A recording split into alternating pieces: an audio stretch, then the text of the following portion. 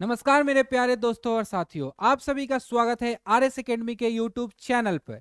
आज बच्चों हम लोग सीखेंगे इक्वेशन ऑफ मोशन को डिराइव करना, वो भी ग्राफ के मदद से। तो चलिए बिना देरी की वो शुरू करते हैं और डिराइव करते हैं इक्वेशन ऑफ मोशन को ग्राफ के मदद से। ठीक है बच्चों, प्रीवियस लेक्चर में बच्चों हमने बताया था इक्वेशन ऑफ मोशन कितने होते हैं सर, 3 होते हैं। कौन कौन से बताया था सर? हमने बताया था v equal to U plus A T. ठीक है, फिर हमने बताया था S equal to U T plus half A T square. ठीक है बच्चों, और फिर हमने बताया था third equation V square equal to you square plus 2as। जरा बताओ बच्चों, यहाँ भी क्या होता है सर? भी होता है फाइनल वेलोसिटी। यू क्या होता है बच्चों? सर यू होता है इनिशियल वेलोसिटी।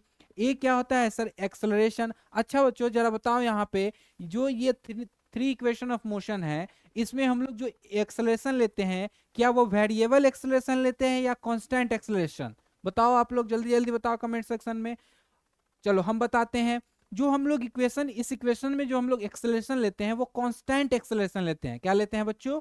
Constant acceleration. कि होल जर्नी में जो एक्सेलरेशन होगा वो कांस्टेंट होगा। किसी एक जर्नी में जो एक्सेलरेशन होगा अगर कांस्टेंट होगा तभी हम लोग ये इक्वेशन का यूज करते हैं। ठीक है बच्चों, अगर एक्सेलरेशन वेरिएबल हो यानी कि चेंज हो रहा हो बार बार, तो वो इसके लिए ये इक्वेशन का यूज नहीं करते हैं हम लोग। ठीक है, चलो ये 3 इक्वेशन हमने पढ़ा था।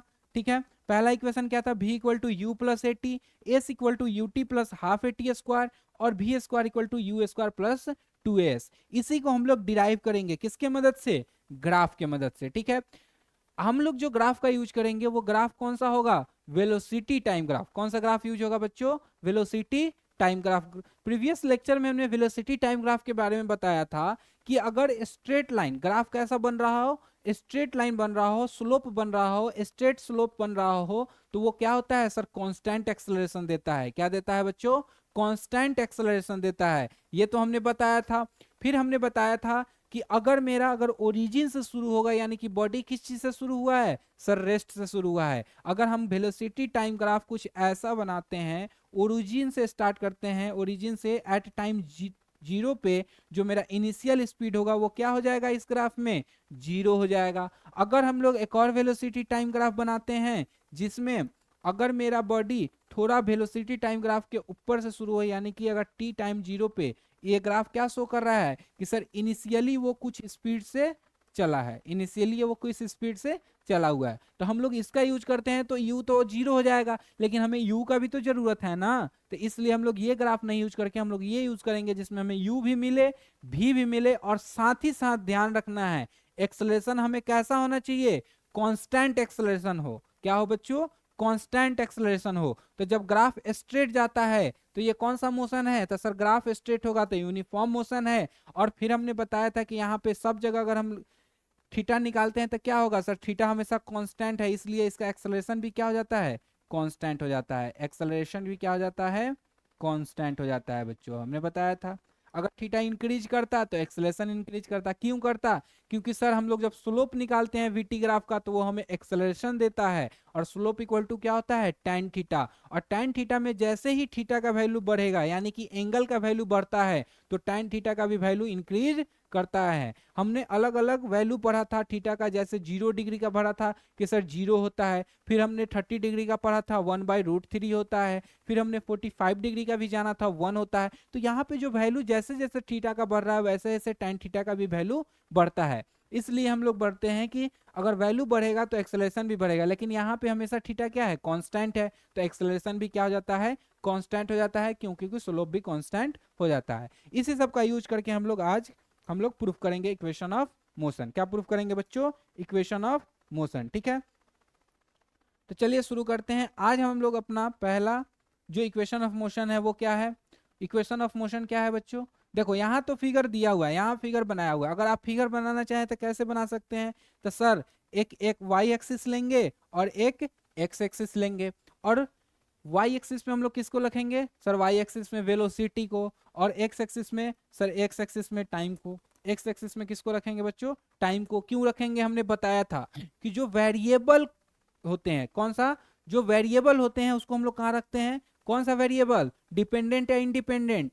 इंडिपेंडेंट वेरिएबल जो होता है वो कहाँ रहता है सर, वो रहता है एक्स एक्सिस पे, और जो डिपेंडेंट वेरिएबल है उसको हम लोग कहाँ रखते हैं, वाई एक्सिस पे। यहां तक तो बताया था। अगर मेरा बॉडी इनिशियली रेस्ट से शुरू होता तो ओरिजिन से शुरू करते, लेकिन हमारा जो फर्स्ट इक्वेशन है v equal to U plus A T, इसका मतलब क्या है कि सर इसके पास फाइनल वेलोसिटी भी है और इसके पास इनिशियल वेलोसिटी भी है, यानी कि वो इनिशियली कुछ स्पीड से स्टार्ट कर रहा है। मान लो वो टी टाइम पे, किस टाइम पे बच्चों, टी टाइम पे, वो एट टी टाइम इसका फाइनल वेलोसिटी हो गया v, इनिशियली क्या था, u था, इनिशियली क्या था, u था, और फाइनल वेलोसिटी क्या हो गया, v, फाइनल वेलोसिटी क्या हो गया, v।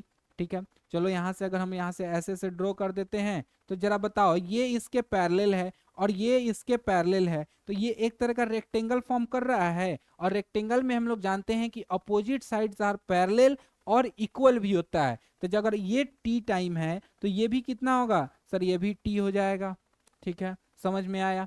अब मैं इसका नाम देते हैं हम लोग, मान लो इसको ओरिजिन है ओ दे दिए, ए बी सी और D, A B C D. अच्छा, इस फिगर में अगर हम लोग देखें, in figure, in given figure, given figure में अगर हम लोग देखें बच्चों, गिवन फिगर में हम लोग देखते हैं तो जरा बताओ, हमारा जो ए बी है, जो हमारा ए से बी तक का डिस्टेंस है वो यही है ना, ये वाला डिस्टेंस। तो ये वाला हमारा क्या था, ये डिस्टेंस नहीं बोलेंगे, ये वाला जो वेलोसिटी हमारा ए बी है ये क्या है सर, ये हमारा फाइनल वेलोसिटी था। तो ए बी बराबर क्या लिख सकते हैं सर, ए बी बराबर फाइनल वेलोसिटी लिख सकते हैं। अच्छा, दूसरा हमारा देखो, ये ओ सी, कौन सा बच्चों, ओ सी, ये जो ओ सी है ये हमारा क्या था, तो सर ये हमारा ओ सी जो था वो हमारा इनिशियल वेलोसिटी था। ओ सी हमारा क्या था बच्चों, इनिशियल वेलोसिटी था। ठीक है सर। अच्छा, ये सी डी, सी डी क्या है, तो सर सी डी हमारा टाइम है, सी डी हमारा क्या है, टाइम है। अच्छा, अगर हम बोले कि जो ये ए बी है वो अगर फाइनल वेलोसिटी है, सी डी जो है वो इनिशियल वेलोसिटी है, तो सी डी बराबर ए डी होगा, बराबर हम ए डी लिख सकते हैं। क्यों, क्योंकि सर ए डी सी और ओ, ए डी सी ओ एक रेक्टेंगल का फॉर्म कर रहा है, और रेक्टेंगल में हम लोग जाते हैं opposite side are equal and parallel होता है, इसलिए जो सी ओ है वो किसके बराबर होगा सर, ए डी के बराबर होगा। जरा बताओ, अगर हम इसको तोड़े, किसको तोड़ रहे हैं, ए बी को, अगर हम ए बी को तोड़े तो ए बी बराबर क्या लिख सकते हैं, जरा बताओ बच्चों, तो सर ए बी बराबर आप लिख सकते हैं A D plus B D, A D plus B D लिख सकते हैं। इस पूरे को इतना प्लस इतना नहीं लिख सकते हैं, मतलब B D plus A D लिख सकते हैं कि नहीं, पूरे को दो भाग में बांट दिए तो B D plus A D में हो गया। ठीक है, तो ए बी हमारा कितना था सर, ए बी भी था, ए डी बताओ जरा कितना था, तो सर ए डी हमने जाना था, ए डी कितना था, यहाँ आएगा ए डी, ए डी कितना था sir, A D initial velocity था, ए डी हमारा क्या था, इनिशियल वेलोसिटी था, ए डी हमारा कितना था, इनिशियल वेलोसिटी, यानी यू था, अब plus B D, plus B D. तो जरा बताओ यहाँ से बी डी क्या आ जाएगा, यहाँ प्लस में इधर आ जाएगा तो क्या हो जाएगा सर, माइनस हो जाएगा। तो बी डी हमारा क्या आया, ये जो बी डी है ये हमारा क्या आया सर, ये हमारा आया भी माइनस यू, ये क्या आया बच्चों, भी माइनस यू। ए बी हमारा भी था, भी में से हम ए डी को काट लिए, क्या कर लिए बच्चों, काट लिए, तो भी में से हम यू को जब काट के हटा रहे हैं यानी माइनस कर रहे हैं उसमें, तो भी माइनस यू, जो मेरा बी डी आया वो क्या आया बच्चों, बी भी माइनस यू। ठीक है, यहां तक तो समझ में आया, यहां तक समझ में आया। अब आगे देखो, अब आगे देखो क्या होता है, आगे देखो, हम बताए थे कि slope of VT graph, we know that, we know that, हम लोग जानते हैं, क्या जानते हैं सर, आपने बताया था slope of VT graph, slope of VT graph क्या देता है बताओ बच्चों, sir slope of VT graph हमें एक्सेलरेशन देता है, क्या देता है, एक्सेलरेशन। तो क्या हम यहां लिख सकते हैं slope equal to, slope is equal to क्या होगा सर, एक्सेलरेशन, लिख सकते हैं, यस सर लिख सकते हैं। अच्छा, तो स्लोप हम बताए थे, स्लोप का फॉर्मूला क्या होता है सर, स्लोप का फॉर्मूला होता है tan थीटा, थीटा मतलब क्या सर, जो एंगल बनाएगा वो एंगल किससे, टाइम एक्सिस के, यानी हॉरिजॉन्टल लाइन से जो एंगल बनाएगा वो थीटा, तो tan थीटा बराबर एक्सेलरेशन। और tan थीटा का फॉर्मूला भी हमने बताया था, क्या बताया था बच्चों tan थीटा का फॉर्मूला, जरा बताओ, tan थीटा का फॉर्मूला क्या बताया था? tan थीटा का फॉर्मूला हमने क्या बताया था? tan थीटा का फॉर्मूला हमने क्या बताया था सर? आपने tan थीटा का फॉर्मूला बताया था परपेंडिकुलर बाई बेस बराबर क्या होगा? एक्सेलरेशन बराबर क्या होगा? एक्सेलरेशन। जरा इस फिगर में बच्चों आप लोग बताओ, इस फिगर में जरा बताओ परपेंडिकुलर इस ट्रायंगल के लिए क्या होगा? ये ट्रायंगल क्या है? B D C, B D C. यहां हम लोग अलग एक ट्रायंगल बना लेते हैं, जरा सोचो। B D C, B D C में यही एंगल थीटा था। tan थीटा इसके लिए परपेंडिकुलर कौन होगा? तो सर इसके लिए परपेंडिकुलर बी डी होगा। और बेस कौन होगा? तो सर बेस बी सी होगा। तो क्या लिख सकते हैं? B D by B C. यही ट्रायंगल हम लोग काट लिए हैं, कहां से? यहां से। ये जो ट्रायंगल हमारा था B D C, B D C, इसको काट करके हम लोग कहाँ रख दिए हैं? वहां रख दिए हैं। ये थीटा था सी पे और डी नीचे बेस में। जरा देखो यहाँ शायद हम नेमिंग में, हाँ नेमिंग में यहाँ क्या, यहाँ डी है। यहाँ क्या है बच्चों? यहाँ डी है। यहाँ पे क्या है? बी डी सी, यहाँ डी है और यहाँ बी है, ठीक है। तो B D by B D C, B D by D C, B D by D C. जरा बताओ हम बी डी जब निकाले थे तो क्या आया था? तो सर भी माइनस यू आया था। और ये जो बी सी था ये किसके बराबर था? डी सी किसके बराबर था? सर डी सी था टाइम के बराबर। तो क्या नीचे हम टाइम लिख सकते हैं? ये टाइम था और ये भी माइनस यू बार था, ठीक है। और ये क्या देता है सर? ये देता है एक्सेलरेशन। तो हम लोग लिख सकते हैं ए बराबर भी माइनस यू बाई टी। तो क्या आया सर? आया a इंटू टी। ये डिवाइड में इधर आ जाएगा तो क्या हो जाएगा सर? इधर आएगा तो मल्टीप्लाई हो जाएगा, इक्वल टू भी माइनस यू। माइनस है तो इधर आ जाएगा तो क्या हो जाएगा? प्लस। तो ए टी प्लस यू बराबर भी। इसको हम लोग क्या लिख सकते हैं अगर अरेंज करें? तो V equal to U plus A T. हमारा फर्स्ट इक्वेशन ऑफ मोशन यही था ना, V equal to U plus A T. तो फर्स्ट इक्वेशन ऑफ मोशन हमें प्रूव करने के लिए हम लोग किसका यूज किए हैं? तो सर हम लोग स्लोप का यूज किए हैं, स्लोप ऑफ वीटी ग्राफ का यूज किए हैं। किसका यूज किए हैं बच्चों? स्लोप ऑफ वीटी ग्राफ का यूज किए हैं। हम जानते थे कि स्लोप ऑफ वीटी ग्राफ हमें क्या देता है sir? Slope of VT graph हमें एक्सेलरेशन देता है। और स्लोप मतलब क्या होता है sir? Slope equal to tan theta होता है और tan theta equal to perpendicular by base होता है। और इस ग्राफ में हम परपेंडिकुलर जब निकाले हैं इस ट्रायंगल के लिए, ए बी डी के लिए, अगर इस फिगर में देखें तो हमारा परपेंडिकुलर क्या था सर? बी डी था और ये हम निकाले थे भी माइनस यू था। और ये जो ए डी है ये हमारा क्या था सर? टाइम टी था। तो V minus U by time equal to acceleration. और फिर हमने जब सिंप्लीफाई किया तो हमारा क्या आया result? V equal to U plus A T, ठीक है। हम अपना फिगर अब यहाँ बनाए हुए थे, ठीक है। आप वो फिगर से भी देख सकते हैं, समझ सकते हैं, कोई दिक्कत नहीं है। खुद से फिगर हमने इसलिए बना के बताया कि आप लोग भी फिगर ऐसे ड्रॉ कर सकते हैं, ठीक है। समझ में आया? समझ में आया? कोई दिक्कत यहाँ तक? कोई यहाँ तक दिक्कत? आप लोग स्क्रीनशॉट लेके लिख सकते हैं क्या क्या है। tan थीटा बराबर क्या होता है बच्चों? Perpendicular by base, perpendicular by base. tan theta बराबर perpendicular by base, tan theta बराबर perpendicular by base, perpendicular by base. अगर वेलोसिटी टाइम ग्राफ में थीटा बढ़ रहा होगा तो एक्सेलरेशन भी बढ़ेगा, थीटा घट रहा होगा तो एक्सेलरेशन भी घटेगा। अगर थीटा कांस्टेंट होगा, अगर मान लो हर जगह 60 डिग्री बनते जा रहा है तो हर जगह क्या होगा? कांस्टेंट एक्सेलरेशन होगा। और कितना होगा? मैंने बताया था tan 60 का वैल्यू क्या होता है?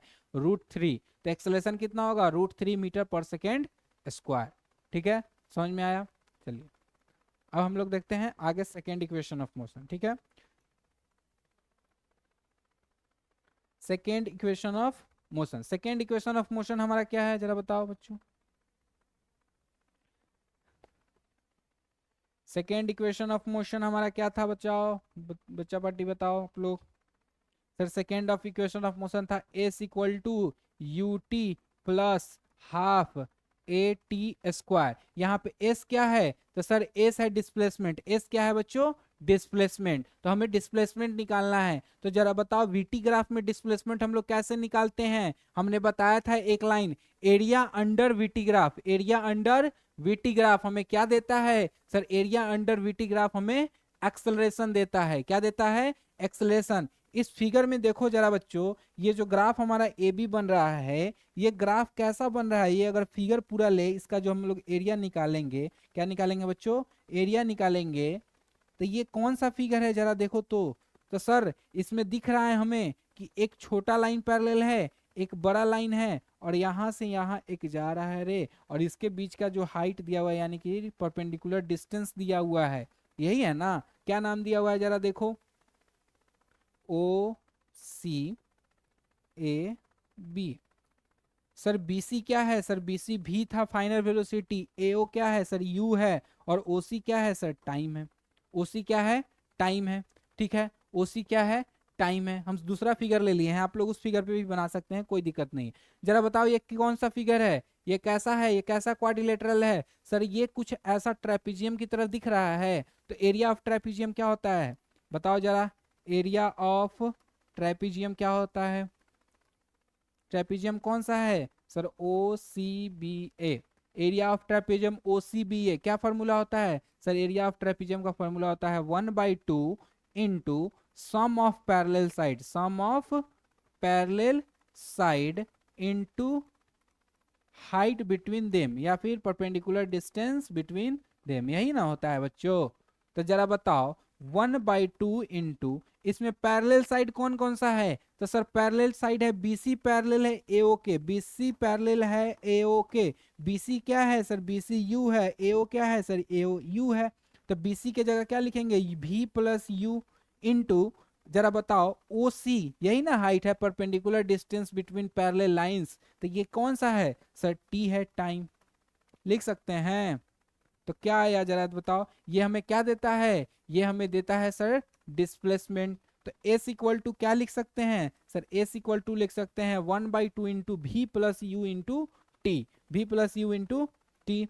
जरा बताओ बच्चों, अभी हमने थोड़ी देर पहले प्रूफ किया V इक्वल टू क्या होता है, U प्लस AT। तो क्या इस फर्स्ट इक्वेशन ऑफ मोशन को हम लोग यहाँ यूज कर सकते हैं इस V के जगह पे, यस सर कर सकते हैं। तो S बराबर क्या आएगा जरा देखो, 1/2 इंटू V के जगह क्या लिख लिए सर, U प्लस AT, और प्लस U का U लिख दिए और इंटू T लिख दिए, ठीक है। फिर देखो आगे, डिस्प्लेसमेंट इक्वल टू क्या आया, 1/2 इंटू U प्लस U, क्या हो जाएगा sir, U plus U 2U हो गया, प्लस AT इंटू T, ठीक है। फिर देखो S इक्वल टू, अब क्या किए हम, T से मल्टीप्लाई किए, तो 1/2 इंटू 2U इंटू टी, तो क्या हो जाएगा 2UT plus AT into T, sir AT square हो जाएगा, ठीक है।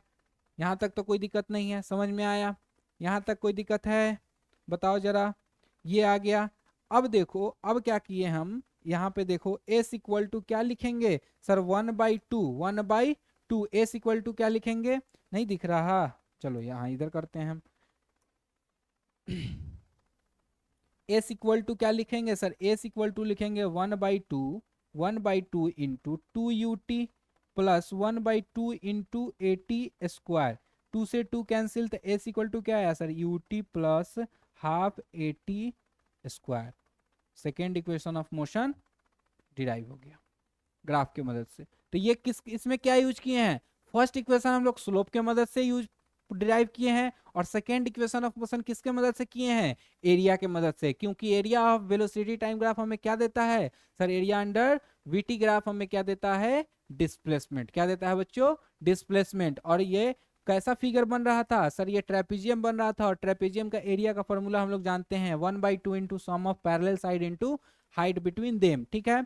और इसी ये क्या देता है हमें, डिस्प्लेसमेंट। तो S equal to 1/2, parallel side कौन था सर, पैरेलल साइड एक फाइनल वेलोसिटी था, एक इनिशियल वेलोसिटी था V प्लस U, और उसके बीच का डिस्टेंस कौन था, परपेंडिकुलर हाइट T था सर, तो T लिख दिए, ठीक है। तो S equal to 1/2 into U plus AT। अच्छा ये U प्लस AT कहाँ से आया है सर, ये V का वैल्यू पुट किए हैं, किसका वैल्यू पुट किए हैं, putting the value of, by putting the value of V, value of V का वैल्यू हम लोग पुट किए हैं U plus AT plus U, तो U plus U 2U plus AT into T, फिर आया S equal to 1/2 into 2UT plus AT square, और फिर हमने किया तो आ गया हमारा क्या, डिस्प्लेसमेंट का फॉर्मूला, और second equation of motion S equal to UT plus half AT square. कोई दिक्कत यहाँ तक, कोई दिक्कत यहाँ तक, समझ में आया, समझ में आया, समझ में आया। चलिए अब हम लोग प्रूफ करते हैं थर्ड। थर्ड हमारा जो इक्वेशन ऑफ मोशन है वो क्या है sir third equation of motion है v square equal to you square plus 2as। जरा बताओ यहाँ क्या है, ये s क्या है सर, डिस्प्लेसमेंट है, तो डिस्प्लेसमेंट चाहिए तो डिस्प्लेसमेंट वाला फॉर्मूला निकाल लेंगे, क्योंकि एक्सेलरेशन तो हम लोग पहले निकाल चुके हैं। ठीक है, चलो तो हम लोग को अगर वीटी ग्राफ में, किसमें बच्चों, वीटी ग्राफ, अगर हम वीटी ग्राफ बनाते हैं, यहाँ पे जरा बनाओ, हमें वीटी ग्राफ हम बना रहे हैं, कौन सा ग्राफ बना रहे हैं, वीटी ग्राफ। वो इनिशियली u स्पीड से जा रहा है, इसको v स्पीड फाइनल वेलोसिटी जाने में कितना टाइम लग रहा है सर, फाइनल वेलोसिटी जाने में इसको t टाइम लग रहा है। ठीक है, नाम देते हैं, तो नाम दे दिए a b c o d। ठीक है, ठीक है, ठीक है, नाम दे दिए। तो जरा बताओ ये जो है ये t है, और ये टोटल क्या है सर, ये यहाँ से यहाँ फाइनल क्या है सर v है, और ये क्या है, ये u है, ये क्या है बच्चों, u है। ठीक है, अब देखो area under VT graph, area under VT graph हमें क्या देता है, अभी हमने सेकेंड इक्वेशन भी प्रूफ किया था इसी से। Area under VT graph, area under VT graph हमें क्या देता है सर, हमें देता है डिस्प्लेसमेंट। हम लोग जानते हैं, ये पहले से ही पढ़े चुके हैं। एरिया अंडर वीटी ग्राफ हमें क्या देता है, डिस्प्लेसमेंट। जरा बताओ इसमें एरिया कौन सा बनेगा, कौन सा एरिया बनेगा, यही वाला एरिया बनेगा ना पूरा। तो ये कैसा फिगर है सर, ये ट्रेपीजियम है, तो लिख सकते हैं area of trapezium a b क्या है नीचे c o, a B c o equal to 1/2 into sum of parallel side, parallel side कौन कौन है sir, u plus v plus u into t, बीच में डिस्टेंस क्या है सर, t है, लिख दिए। ठीक है, सेकेंड इक्वेशन ऑफ मोशन में हम लोग जब डिराइव कर रहे थे तो वहां भी का वैल्यू डाले थे, अब यहाँ भी का वैल्यू नहीं डालेंगे।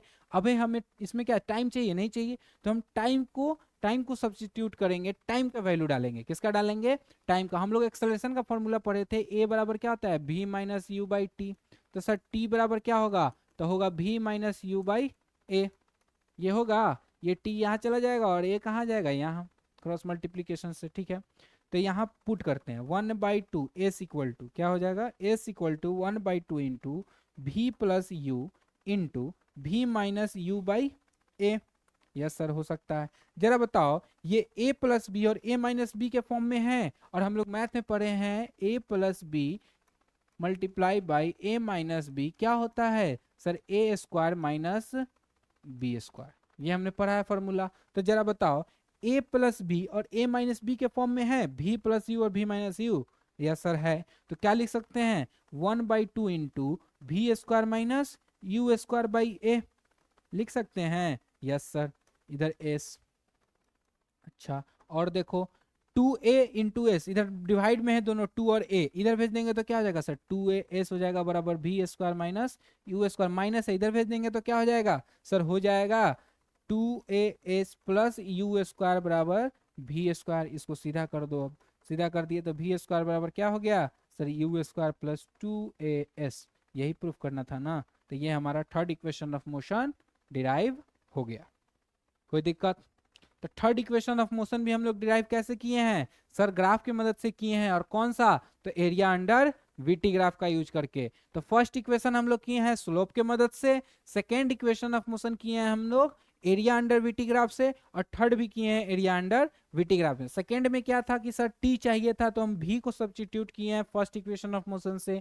थर्ड इक्वेशन में हमको टी नहीं चाहिए, तो टी के जगह पे भी माइनस यू बाई ए लिखे हैं, और खुद से लिख दिए हैं, नहीं ये फॉर्मूला होता है सर, एक्सेलेरेशन का हम लोग फॉर्मूला पढ़े हैं, एक्सेलेरेशन बराबर भी माइनस यू बाई टी, और ये t को यहाँ भेज दिए तो t इक्वल टू क्या हो गया, भी माइनस यू बाई ये, यही वैल्यू हम लोग यहाँ पुट किए, और a plus b a minus b के फॉर्म में आया। हम लोग जानते हैं a प्लस बी और a माइनस बी क्या होता है, a square minus b square, इसलिए यहाँ लिखे भी स्क्वायर माइनस यू स्क्वायर, और फिर हम लोग अरेंज किए तो क्या आया वैल्यू, भी स्क्वायर बराबर यू स्क्वायर प्लस 2as, और यहाँ हमारा third equation of motion derive हो गया। ठीक है, इक्वेशन ऑफ मोशन जो थर्ड तीनों इक्वेशन ऑफ मोशन है, इसका यूज हम शुरू में भी बताए हैं कि कहाँ करेंगे, जब एक्सेलरेशन कांस्टेंट होगा, जब एक्सेलरेशन क्या होगा, कांस्टेंट होगा। अगर एक्सेलरेशन कांस्टेंट नहीं है तो ये इक्वेशन ऑफ मोशन वहां पे अप्लाई नहीं करते हैं। ठीक है बच्चों, समझ में आया। और कांस्टेंट एक्सेलरेशन कब आता है, जब मेरा स्लोप कांस्टेंट हो, बॉडी किस में हो, बॉडी यूनिफॉर्म मोशन में हो, किस में हो,